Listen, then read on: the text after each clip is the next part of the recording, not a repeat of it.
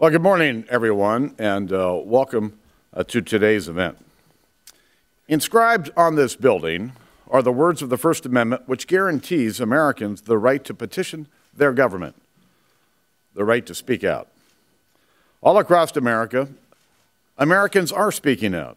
Unfortunately, they don't see Washington Democrats listening.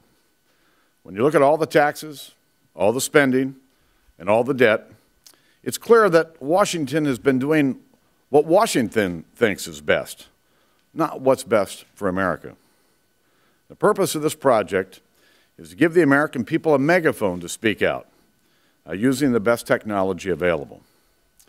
As Republicans, we know our principles, and we're going to use them to build a new governing agenda rooted in our principles of smaller, more accountable government.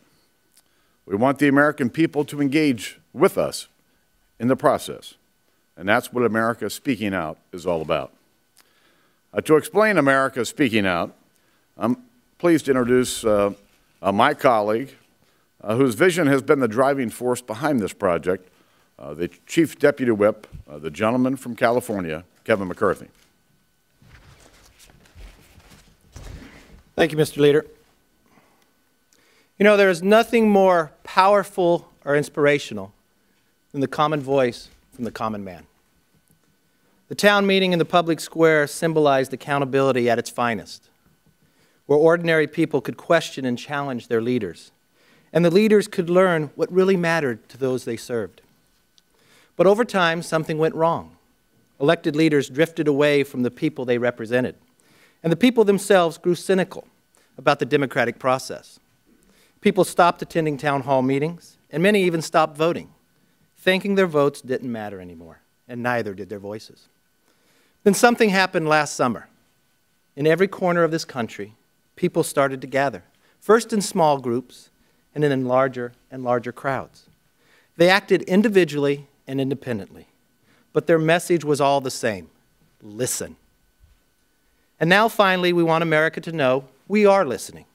That's why we're introducing America Speaking Out, a 21st century innovation that will revolutionize the relationship people have with Congress. This is our effort, a Republican effort, to change the course of history and the policies in Washington, to return to 300 million Americans their voice in the way that they are governed. We recognize that Americans don't want an agenda imposed on them from Washington. They know that the best ideas don't come from Washington. They come from the people. America Speaking Out will return them their voice, and we're ready to listen. What we do here matters, and it will matter even more if we commit ourselves to being ambitious and in our goals and determined in pursuit of them. The conversation will address the issues that matter most to the people: jobs, spending, national security, and whatever is on the minds of the people. But instead of debates behind closed doors, which has happened far too often in the last 18 months, we're throwing open the doors and letting in a little sunshine. We're giving Americans the opportunity to have their voices back. The initial phase of the engagement that we are launching today will take place through the web, mobile apps, Facebook, and other social media, as well as traditional town halls meetings over the upcoming weeks. We will gather ideas from all corners of America and engage in a civil discussion about our nation's challenges. We want to empower every American to provide these ideas as easy as texting on your phone, going on Facebook, and in person. The central part of America Speaking Out is a new innovative web forum where all citizens can submit their ideas for a new agenda, regardless of party affiliation or whether or not we agree with them. To create americaspeakingout.com, we went looking for the very best online tools available. I personally traveled to Washington State and discovered a Microsoft program that helped NASA map the moon. This impressive technology is easy to use and is secure. We will protect privacy of all of our participants, and we will ensure the conversation is civil. Our conference will be heavily involved in the nationwide debate, running discussions on a variety of issues that the American people want to engage in. And we will not just see America as it is today, we will imagine America as it could and should be tomorrow. Finally, After this conversation and debate, we will introduce these ideas. This will be our public commitment, a set of principles and priorities that will make up our governing agenda. The American people have committed themselves to playing an active role in their future. And in return, we will commit to creating a government based around the fundamental principle of accountability, and whose primary mission will be to ensure that every American will have the opportunity to achieve financial security and leave for their children a better life than their own. So here it is, America Speaking Out at americaspeakingout.com. We're ready to hear your voice, and we're here to listen. I'd like to introduce my partner in this project, the Vice Chairman of America Speaking Out, Peter Roskam, to walk you through the site.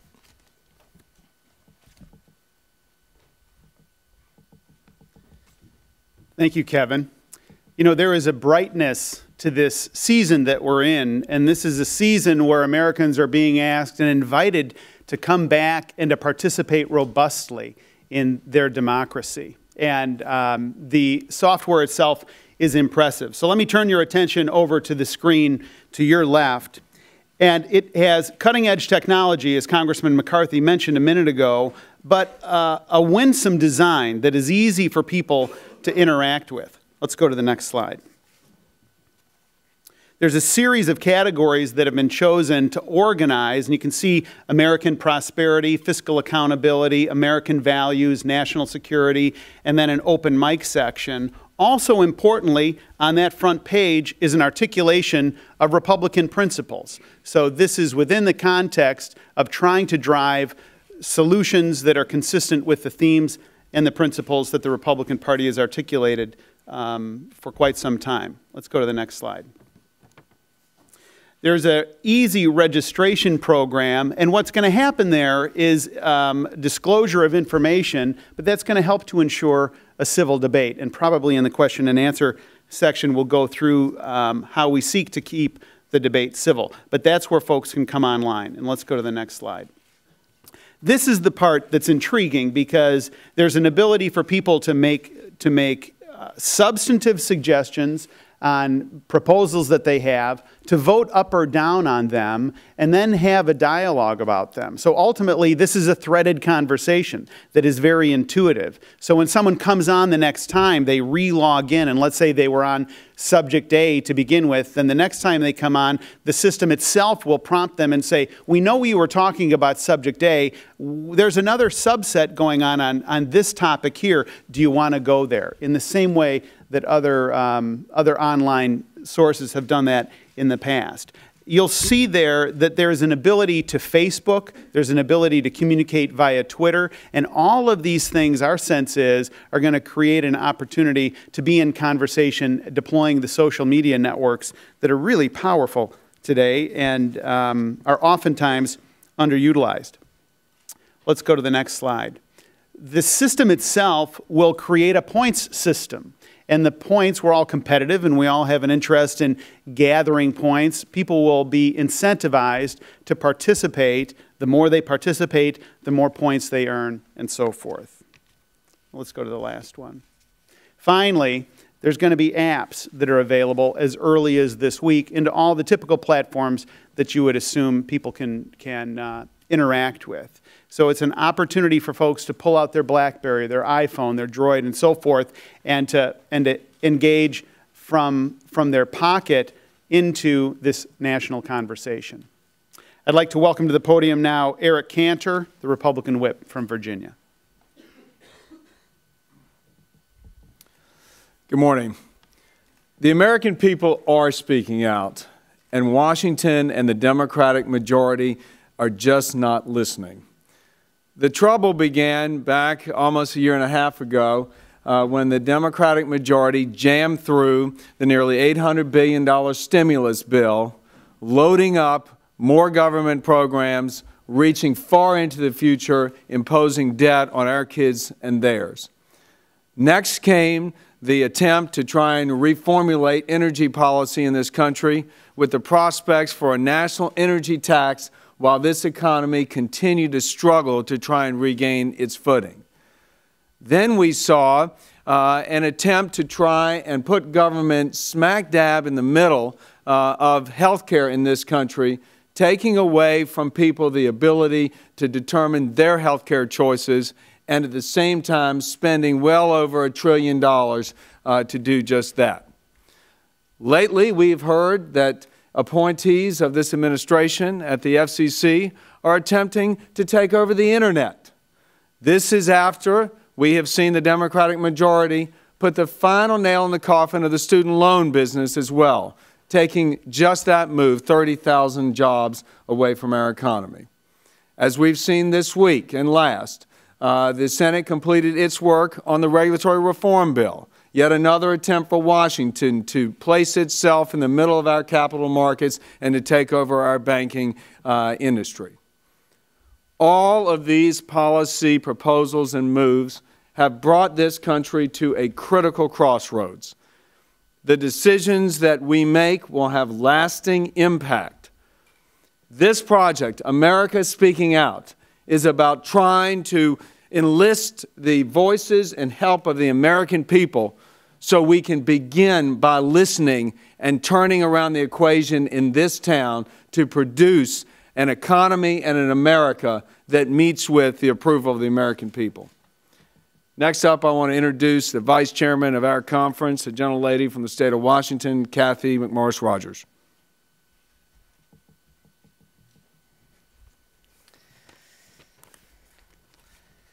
All across America, new media technologies, websites, blogging, the online videos, social networking sites have greatly improved communication, both personally and professionally. Now it's time for new media to have that same impact on its government. I believe that this project, America Speaking Out, is going to revolutionize the use of new media as we engage with our constituents, as well as developing positive agenda items for America's future. I should mention that new media is an area where House Republicans have already made a great deal of progress and have come to take the lead. Since January 2009, the percentage of House Republicans who are on Facebook has grown from 37% to 79%. The number who are on Twitter has grown from 28% to 64%. The number who are on YouTube has grown from 56% to 89%. We are ahead of the Democrats in all three of these categories and by wide margins. House Republicans have tweeted 5 times as many as the House Democrats. Leader Boehner has almost 5 times as many Facebook fans as Speaker Pelosi. The House Republicans have written recently to Speaker Pelosi requesting that video conferencing, such as Skype, be permitted under House rules, and we're still awaiting an answer.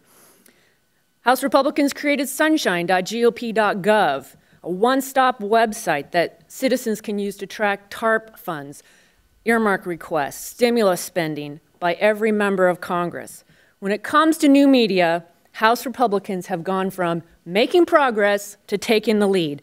And now, America Speaking Out, we are going to take our whole leadership to a whole new level. Now I'd like to introduce Candace Miller from the great state of Michigan.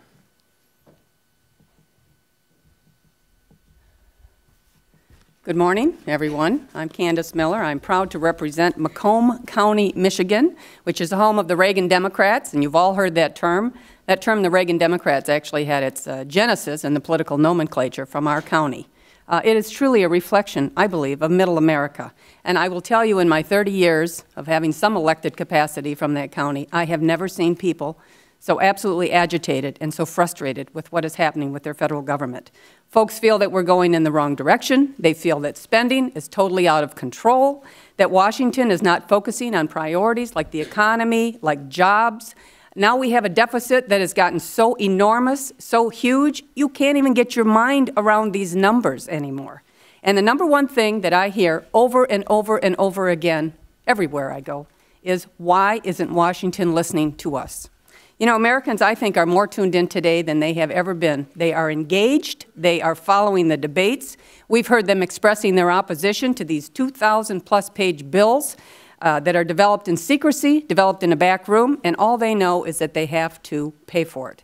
You know, I think that sometimes in Washington, D.C., we sometimes forget, because we look at all of the enormous challenges that are facing our nation, we forget the real strength of America. And that is, quite simply, the American people. They are the strength of America. They're optimistic, they're determined, they are brave, they are committed, and always with an eye toward the future and strengthening America for future generations. And that is why I'm so excited about this project, America Speaking Out, which I think is very, very descriptive, of course. You know, the U.S. House of Representatives is often referred to as the People's House. The People's House. And House Republicans want to tap into the inherent good common sense of the American people. And people have seen the governance style of the Democrats. This is an agenda that is not supported by the majority of Americans. They've not engaged America. Not only that, they have done it without even engaging not only Republicans, but even members, their own rank-and-file members of their own conference. And apparently, again, they've developed their agenda in a back room, in secrecy, with just a handful of leaders in a room somewhere. And yet, as we look forward to the rest of this year yet, still to be done, yet to be done, a budget, every appropriation bill, perhaps sweeping immigration reform, and who knows what else. And all of those issues, Americans will have a Republican or a opinion on, and House Republicans intend to listen to those opinions. This project is about a governance agenda for today, because urgency is required, and we can use the input from the American people to develop that. You know, people have talked a lot and continue to talk a lot about the Constitution and the Bill of Rights, and appropriately so. And I think it just bears repeating one, the First Amendment, adopted in 1791, which states, Congress shall make no law respecting an establishment of religion or prohibiting the free exercise thereof, or abridging the freedom of speech or of the press or of the right of the people peaceably to assemble and to petition the government for a redress of their grievances. This will be an American agenda with direct involvement from the American people, people who in the year 2010, thank God, still want to petition their government for redress of their grievances. And I think America Speaking Out will be utilizing today's technology to allow them another venue to do so. And now I'd like to introduce the chairman of our conference, Mike Pence.